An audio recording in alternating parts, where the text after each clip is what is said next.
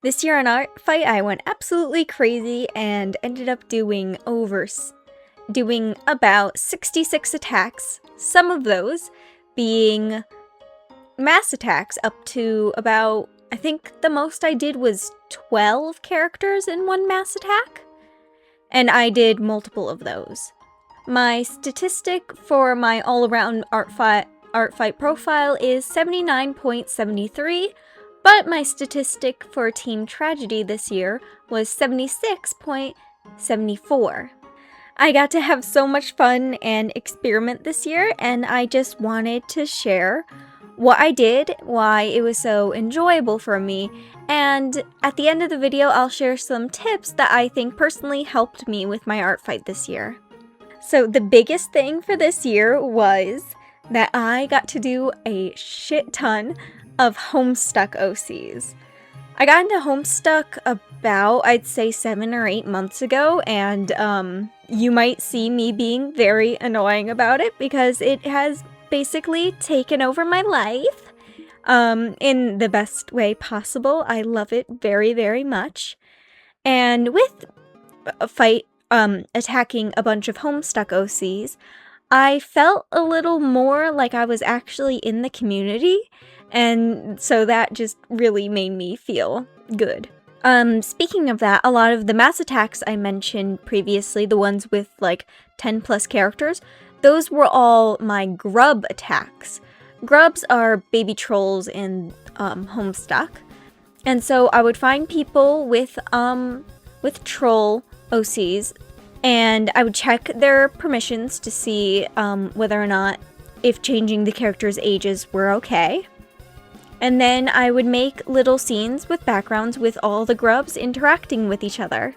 My favorite one is probably the Indigo Blood, because I got to add these two horses, and honestly, drawing horses was like very difficult, but also very fun, and it was very cool, actually, for someone to have horse OCs. I've been getting really into horses lately, probably because of Uma Musume, but also, again, because of Homestuck. There's a lot of horses in Homestuck. Even though horses really scare me in real life, just because they're so big and a lot of fatalities with horses. But, like, even just horse memorabilia, like if a horse is on a sign, I'll point it out, so been pretty obsessed with horses. Another thing is that I kind of figured out more art styles and like pens in Ibis Paint I can use, which is very nice. Found out I like to do headshots a lot, headshots and half bodies. I like rarely did any full bodies, but yeah, I mostly did half body, bust up, and headshot a lot of the time. And those ones were really nice because those only took me like 40 minutes to maybe an hour to do, and they'd be like fully colored and somewhat fully rendered. I still don't have an actual rendering style, but I did figure out how to do lighting more often in this. I'm still pretty bad with shading, but at least the lighting's getting better. And I really struggle with eyes for some reason. I never have a consistent style for them. They always look a bit wonky. And so this really kind of, I don't know if it helped me with an eye style because I'm still actually pretty bad at it, but I at least got a little more comfortable drawing them. And in some pieces, they were the center focus of it. I also got a little better at drawing hair, having it be more natural and like organic shaped. So that was very, very nice. I also, I suck at everything in drawing apparently, but I do, I don't like coloring that much, like ever. So I was just kind of experimenting with my coloring style. And some of the ones I think I colored very nicely. Definitely figured out that I don't exactly like coloring in the lines, kind of. And pens with a lot of texture I really, really like. They could be hard to use, especially, again, if you're drawing like more smaller lines. I think that's another reason why I didn't do a lot of full bodies, because the details are smaller. But if you are able to figure it out. There's this one really nice pen I have that I used for a lot of the smaller drawings. At least I think I did. I don't remember what I did. Because I would also do like multiple attacks in one day. Like, there were some days I would do like 5 on average. Like, multiple days I would do 5 attacks. And they'd be like fully colored and stuff like that. So that's a little crazy, especially since now that Artfight has ended. It's been like over 8 days. I did like an animation, but I haven't really drawn since.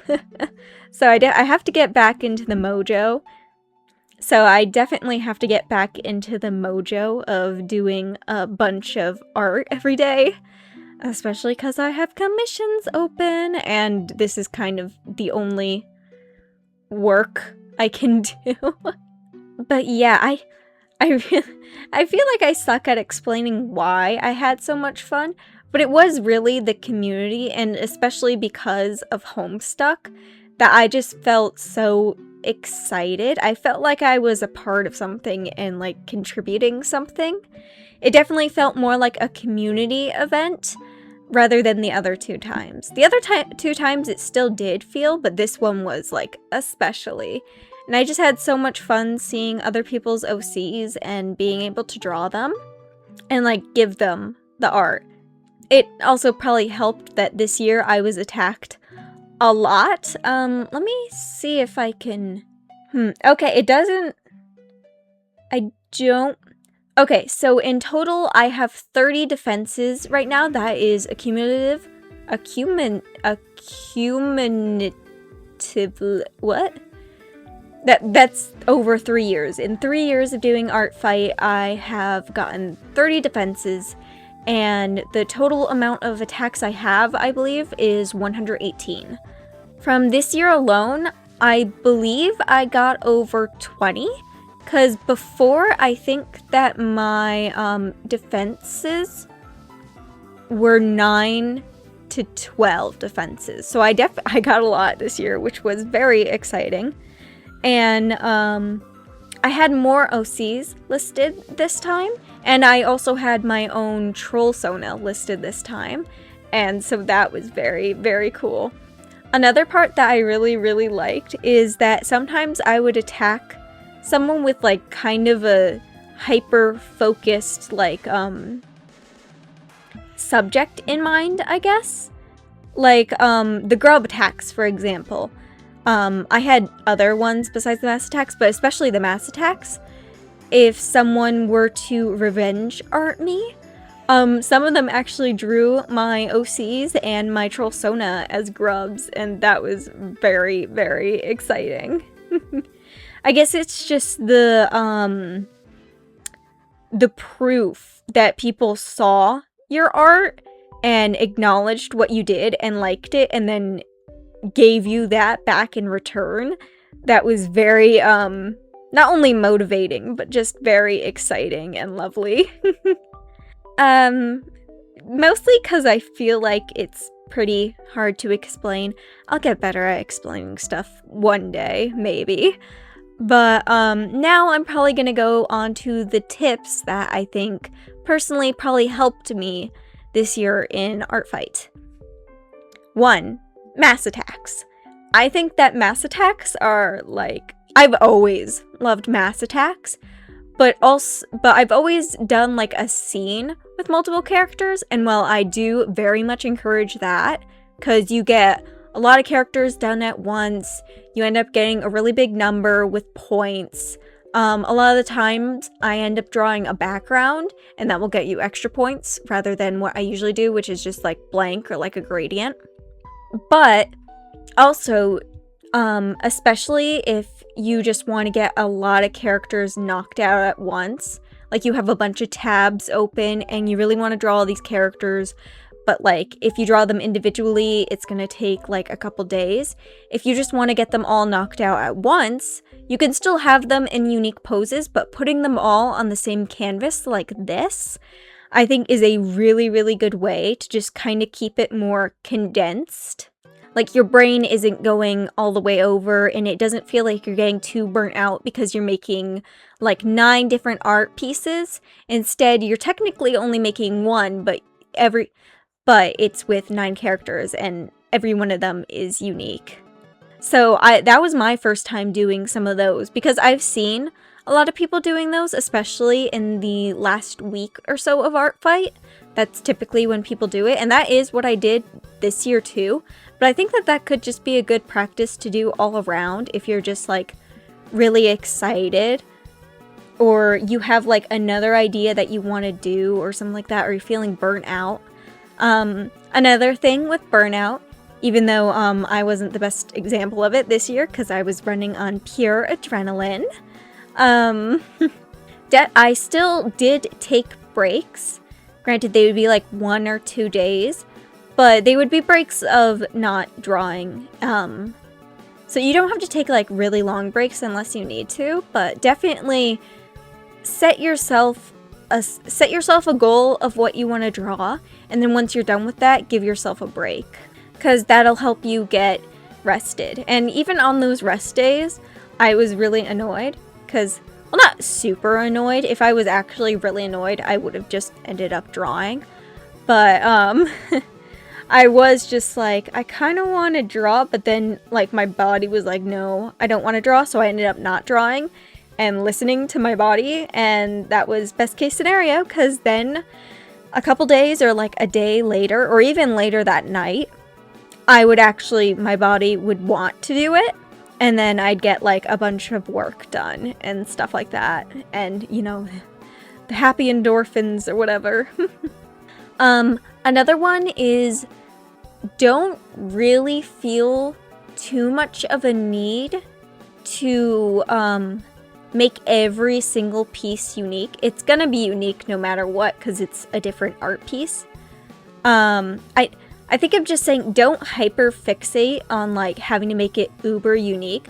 Like I said before, I just did a lot of headshots this time, and like the actual pose of the headshot for a lot of people aren't that different, like the position of the head and stuff like that is, but just like simple little differences can make the whole piece different.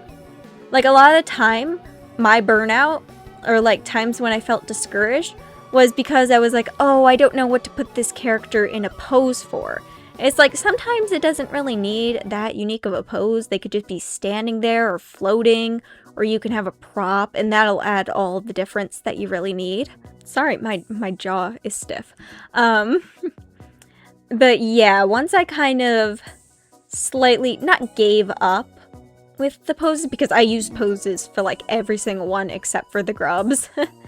I had like poses, but basically if I just saw a pose that I liked, I would leave it in a tab, and then when I found a character I liked, I would kind of hone in on one detail. Like, let's say they were holding a strawberry, then I'd look through my poses that I had on hand, and whichever ones looked like a strawberry could be incorporated with, I would look at those, and then I would pick the one that made me kind of the most excited to draw it, and then I would do that one.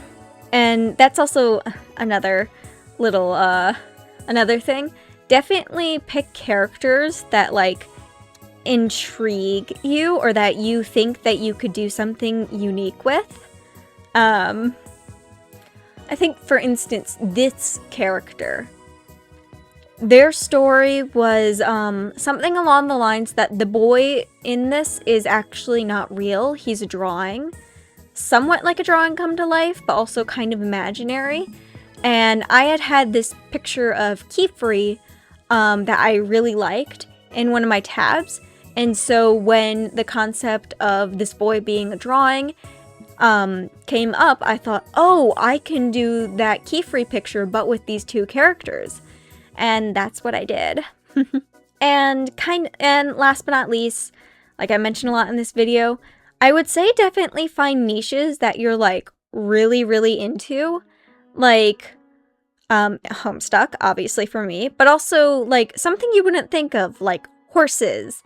And another one that I ended up doing the last few days of Artfight, it was actually my last attack, was I really wanted to draw something with Oswald the Lucky Rabbit. And so I looked up Oswald. I just looked up the name Oswald, and a bunch of stuff came up. And then I also looked up Epic Mickey, and I made about a 9-character mass attack just based off of that. And that was really fun too, because I haven't actually really explored Epic Mickey and like Oswald in a while. That was my this is gonna sound so weird. That was my first hyperfixation as a child, and that one was big. That was big. So yeah, just revisiting that, and like another example is I didn't get to do it this year because it was too late in the game, but like VTubers, I want to get into the VTuber space, so doing attacks for VTubers would also be fun. But yeah, basically just like qualities and traits, like if you want to draw gore, just type in gore into the tag search and see characters. I think that's another thing. If you want your characters kind of to be more accessible, I would say just tag the most random shit that they have going for them. With the troll OCs I have, I actually tagged them as Kismesis because in troll life, what's it called? Troll society. Kismesis is a relationship type. And basically, Kismesis is kind of a hate relationship. It's a relationship built on mutual hate, but it's also built on mutual respect. So that's what these two characters have. And when I click on Kismesis and stuff like that, not many characters comes up.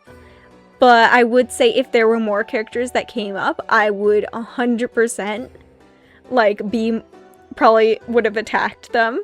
Because I'm really interested in Kismesis because that's not a typical relation type that is had.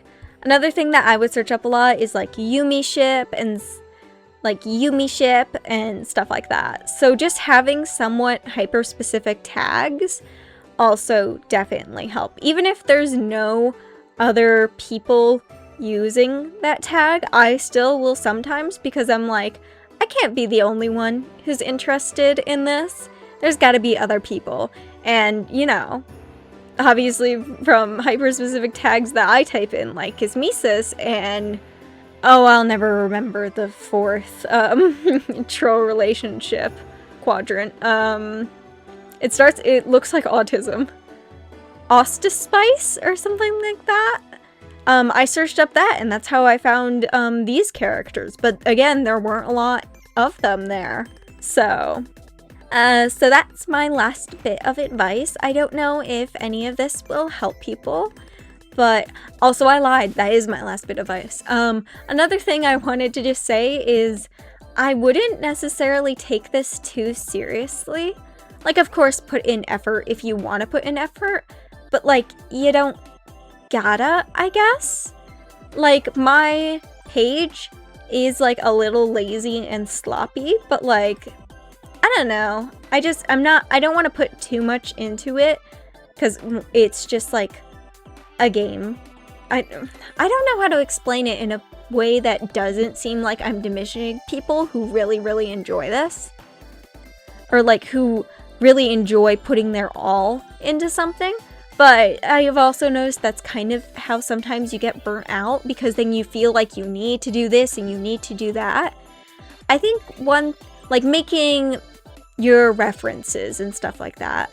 A lot of my things, I don't really have references for. I'll have like pictures of them with fan art, but I won't have like color palettes listed. I won't even really have like a back and front view.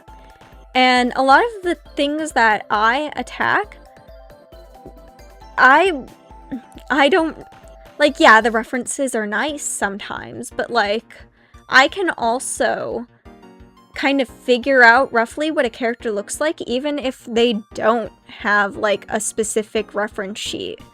So I just say, like, do it if you want to, but you don't necessarily have to worry. Also, if you are doing something and you're like halfway through it and you get really tired and like maybe the event has started and you just want to get started. My first year on Artfight, I literally had maybe half my characters actually listed. And then on the 20th, I ended up listing another character, but he didn't have all his references. and I think I didn't even give him a bio. And then Artfight completely ended, and I still didn't have all my characters. Again, I didn't even have a bio for him. And then the next year, I ended up finally putting all the characters on, giving them bios, and then I made custom little GIFs for their profile picture. And another thing that I wanted to do was give them custom playlists. And I only ended up, I think, doing 3 custom playlists for the 5 characters I had. Again, those other characters always get shafted for some reason. But, yeah. Like, Ari. Love Ari, but she doesn't even have, like, a back-facing view. I don't even remember if I don't even think Sandy has a back-facing view. So, like, and my troll OCs, I scribbled their reference sheet. And most of the other thing is just, like, fan art I made of them. So, I'd say do what you want to. I'd say just do what you want to, and even if you're not able to fully do everything that you wish to do, don't really beat yourself up over it. Of course you could feel sad, but like, it's not, you aren't in the wrong for not being able to do something. Anyway, that has been this video. I know it's very rambly, but I don't have a script. I'm really bad at reading scripts sometimes, but I'm also really bad at just talking off the cusp, so I don't know how I expect to do this YouTube thing, but really what other choice do I have? So bye bye!